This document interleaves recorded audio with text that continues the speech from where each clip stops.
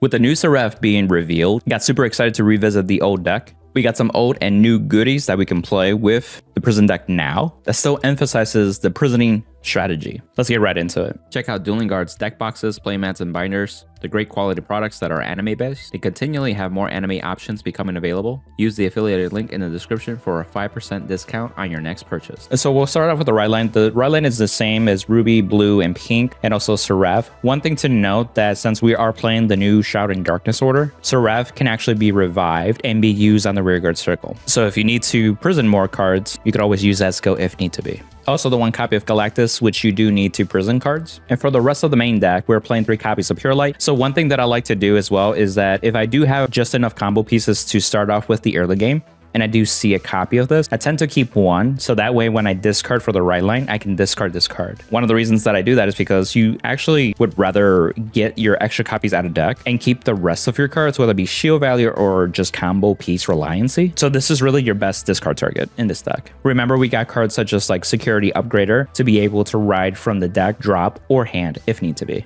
It also just feels bad when you drive check this as well. The 3 copies of Aquas, this is still reliant. This is forcing guard, especially if they have PG. It forces them to discard another card. And then of course you can prison a card from drop zone so it can help you get to the 10. With the new edition Shroud and Darkness, thanks to the recent master deck sets, you can use this to be able to board build much more effectively. Also reuse cards such as your grade 2s, especially if you want to build a front row that's efficient. Notable copies are Citrus and also your other grade 2s that you do play. And remember that you can technically get 2 different grade 2s because you are a grade 4 on the Purelight Seraph. Worst case scenario, you could always board build essentially a column. And of course, key units are like Citrus, Life Royale, so that helps board build, draw advantage. You can even set up Munas to be able to draw for later. So this card is really nice. And you also have the option to revive 1 card. And if you do, you're able to put this into Soul. So if you really do need the Soul, then you can actually use this as a resource as well. If you don't have access to this card or don't want to invest into it, other options are such as like Bracing Angel Ladder, Caliburn, and also Forbidal.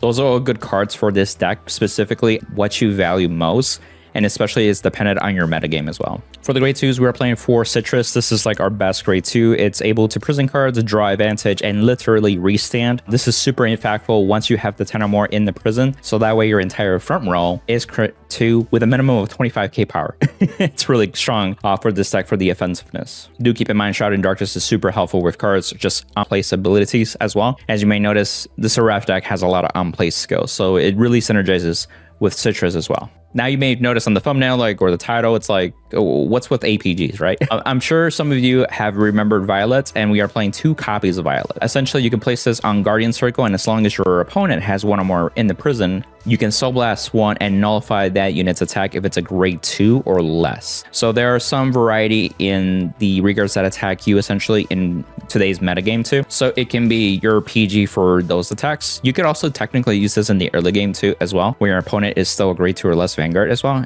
They need to be a minimum of 1 card in the prison essentially.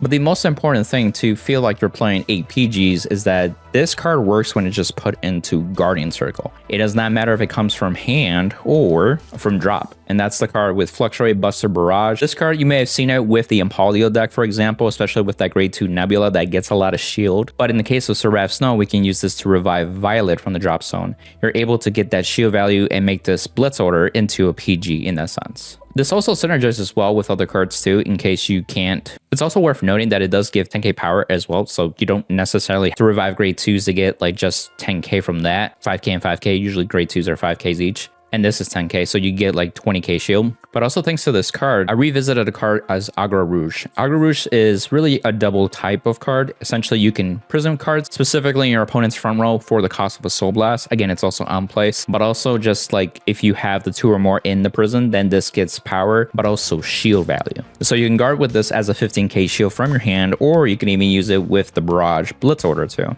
So this with another grade 2 and the Barrage will give you 30k shield, which is actually appreciated too. You could also play the other Blitz Order that also reduces the power of the attacking unit if you feel like that's a better fit too. But it's also dependent on the number of prison units, so it just give or take at that point. But I do like the flexibility of using Barrage with Agra Rouge or even Violet at that point. Other cards that you can play in place of Agra Rouge that I was trying was the new grade 2 that came out fairly recent. It's Not bad, but it depends really what you value. So one thing I did notice, and I was even talking to Machina Blau, shout out to him. He's also a prison player. This card is not that great in the early game, flat out. So essentially your opponent has the choice to prison 1 from hand or prison 2 from the drop zone. And if they have 1 or less in the drop zone, they can still choose that. So you don't get as much value from that, especially in the early game too. You also have to fight for over energy, which you would rather use for citrus. And if you ever do build up to the 7 energy to draw a card, that's also something to keep in mind. And then the power gain is also very similar to Agra Rouge too. So it's just like the same type of beater. So again, it's really what you value. There's other options too, such as Torino, if you want to play that card too. I've seen people play like 1 or 2 copies of Torino as well. But because I'm also playing the Barrage Blitz Order, I felt Agra Rouge was just better overall. So that's something that I'm testing myself still currently. But I thought I'd at least share that and the reason behind that. I would say this, the grade 1 lineup is pretty standard for most part. But again, you got to remember we have Shroud and Darkness, so now we have more accessibility to Security Upgrader. This also retires itself, so you can also just reuse it for the next following turn if you need to use Shroud and Darkness. So you can keep spamming Purelight at that point too. Plus it makes Purelight free in the sense of a CB, while also prisoning a card from the drop zone too. 4 copies of Lifeful Royal, so this helps board build essentially, but also prison something.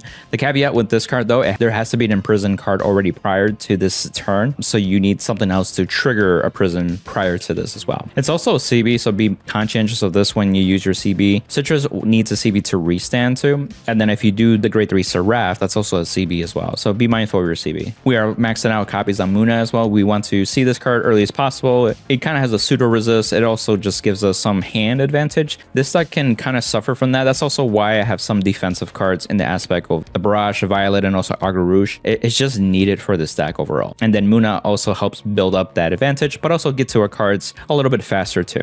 And since we're playing 2 copies of the Barrage Blitz Order, I took out Sanctitude and went to the 4th PG. I felt like this was better, so that way you never have a conflict when you have 2 Blitz Orders in hand. It's really annoying when that happens. And again, Seraph is a deck that you really want to use every card in your hand, whether it be a combo piece or guard value essentially. Can you imagine if Barrage also worked with grade 1s or less?